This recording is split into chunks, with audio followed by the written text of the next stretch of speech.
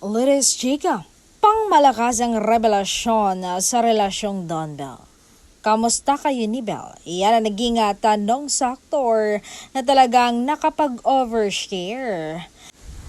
Ang matini idol sa relasyon nila ni Bel Mariano. Ito nga naging pahayag niya. Okay lang naman kami ni Bel. Don't worry. We choose to be unbothered. Hayaan natin silang mag-isip kung masaya ba kami, kung malungkot ba kami, kung kami pa rin o hindi na. Kasi dyan naman sila magaling sa pagbuo ng kwento na hindi man nila alam ang buong katotohanan. But what matters isn't their assumption. It's us. Si Bel at ako.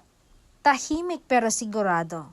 Magkasundo sa mga bagay na hindi na kailangang ipaliwanag sa iba, sandigan na sa mga araw na mabigat at tahanan sa mga gabing gusto na lang nating magpahinga sa mundo. Hindi natin kailangang ipakita, hindi namin kailangang ipakita ni Bel, hindi namin kailangang patunayan kasi ang totoo, hindi naman sila ang kausap namin sa relasyon namin, kundi ang isa't isa.